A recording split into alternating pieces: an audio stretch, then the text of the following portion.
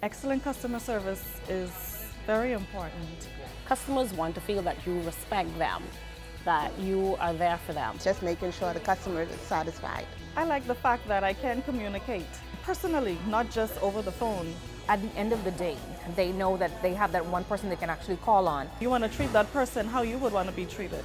We work 7 days a week, 365 days of the year. I try to make every experience a wow experience for the customer. Good evening, Bahamas. You're tuned into MB12 Weekend, broadcasting from Cable 12 Studios on Robinson Road. Coming up tonight in news, a prominent attorney criticizes the police chief's activity on social media. The brother of a missing man begging for his safe return home. NASA's creepy crawling rodent problem, plus COB still on track to becoming a university by year's end. I'm Paige McCartney. We've got those stories and more straight ahead on MB12 Weekend.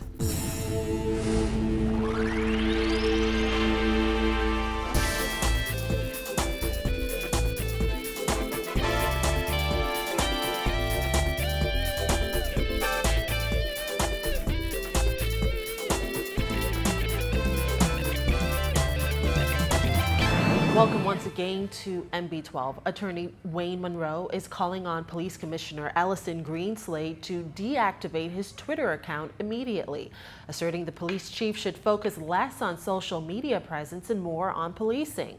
Munroe said he thinks social media is just a distraction to Greenslade and more emphasis should be placed on actually fighting crime than tweeting about it. Simone Davis reports.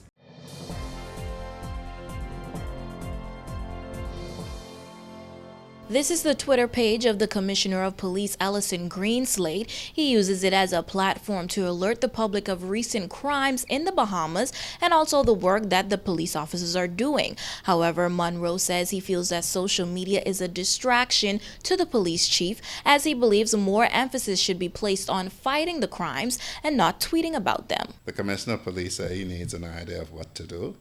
I'll tell him deactivate your Twitter account, deactivate your Facebook account, and get to policing. With the murder count already at 101 for the year, and many calling for a stronger crime strategy to be put in place, Munroe asserted that the time the Commissioner of Police takes to tweet about a crime, he could be finding ways to prevent them. Munroe said it seems as though the Commissioner and members of the Royal Bahamas Police Force are too focused on enhancing their public image than doing their job, and that has to stop immediately. I know a lot of policemen who there's popularity competition that's frustrating them to no end. Stop concerning yourself about what people think and say. The reality is all of this noise is being made by a very small percentage of the population. Munroe, who recently joined the governing Progressive Liberal Party, said he is disappointed in the government's weak crime strategy, but even more disappointed that those who can make a difference appear to be focused on what people think about them.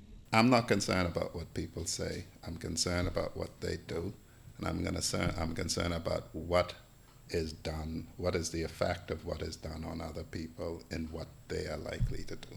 Reporting for NB12 Weekend, I'm Simone Davis. Well, Free National Movement Chairman Michael Pintard said after hearing Minister of National Security Dr. Bernard Nottage's address on crime on the floor of the House of Assembly, it seems as though Nottage is attempting to blame the judiciary to take the attention off the government. Pintard said while the country's judicial system is not perfect, he finds Nottage's comments disappointing and unbecoming. Recently, the substantive minister of National Security, the Honorable Dr. Bernard Nottage, have castigated the judiciary, holding them largely responsible for the escalating crime in the country. While we do not believe that the members of the judiciary or the judicial process is beyond questioning, we find it unfortunate that Dr. Nottage seeks not to take any responsibility for the role the government has played in terms of failed policies, outlandish promises about their ability to reduce crime to its irreducible minimum. Pintard said he believes that Nottage wants a free pass for the PLP government on the troubling crime problem. He also cautioned the Commissioner of Police not to go down the same road as most political leaders. But again, we caution the Commissioner not to go down the same road the political directorate is in deflecting.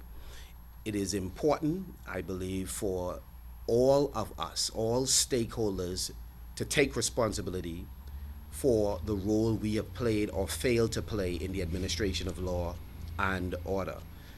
But to blame, again, the judiciary, to use the judiciary as a scapegoat, is not acceptable. Offer firm critique, but also acknowledge where your agency has fallen short. Well, the brother of a young father who has been missing for nearly 2 weeks now is begging anyone with information on his brother's whereabouts to come forward. DJ Ellis said his brother Ernest Eugene Ellis went missing on Inagua on Sunday, September 13th, and no one has been able to give him a clear answer as to what has happened to him. Somebody knows something, nobody have seen him on the streets. Nobody saw him walking anywhere. Nobody knew where he went. I mean, it's just like a rotten smell in the air. Police issued a missing persons poster for Ellis last weekend. He's said to be 5'7" with a slim build and a dark brown complexion. DJ Ellis said his brother recently moved to Inagua at his mother's requests after losing his job and falling on hard times. He has since lost that job. And he was going, to be honest, he was going through some hardships, financial difficulties and so on and so forth. So that sort of dragged him down. But shortly before Mom died, I guess you can say she probably felt that she was going to pass. She requested him to come home because he wasn't doing very well here in Nassau. So she requested him to come home, where he, can live, in her house free. He don't have to pay all these, he don't have to worry about the daily, stuff like that. And so that was supposed to be with intent to help him to build his life. But it seems like especially after she passed, it seems like it went further downhill rather than, to picked up. In addition to asking for the public's help, Ellis wants police to get involved. He says someone needs to help him find his brother. Someone has to know something. He cannot disappear from the face of the earth for nothing, and I want to say that he may not be important to some. You see? But he's important to us. And it's imperative that he be found. It's imperative that he be found. He went missing from the 13th. Okay, today's now the 25th, and unfortunately today was supposed to have been my mother's 62nd birthday. You see what I'm saying? So this is very, very emotional, so. Call police at 328-TIPS if you have any information on the whereabouts of Ernest Eugene Ellis. Well, several weeks into the new school year, and Minister of Education Jerome Fitzgerald says many schools have insufficient teachers. He said while the school year has so far gone without hiccups, the placement of teachers in public school classrooms is not moving as quickly as he would have liked it to. That's the one area that still is not moving as quickly as I would like for it to move.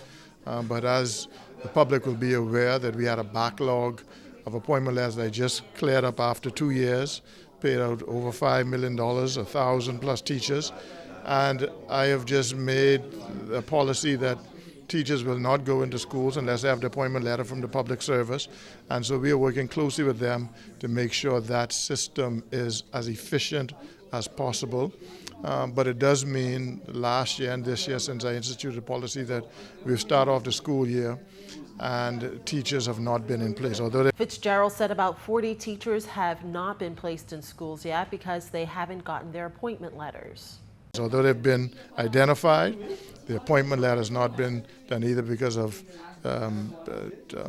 persons not having the documentation in order, not having the screening done properly yet by the national security, or we've had persons who just resign at the last minute and don't notify us, or who have not returned from their jurisdiction. So there's a multitude of issues that impact us. The Good part is that it's a small number, probably less than 1% of our teachers, but you do have some schools that are impacted because if there's not a teacher there, then that one school, of course, will feel it. And so Substitute teachers were put in place for schools on New Providence and Grand Bahama, but Fitzgerald said it's a tougher solution for the Family Islands.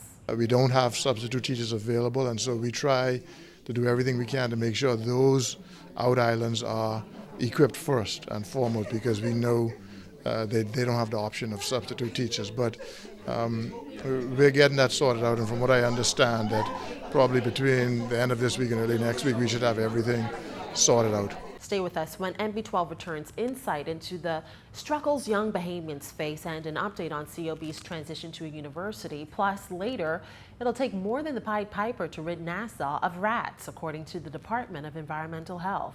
Those stories and more when we come right back.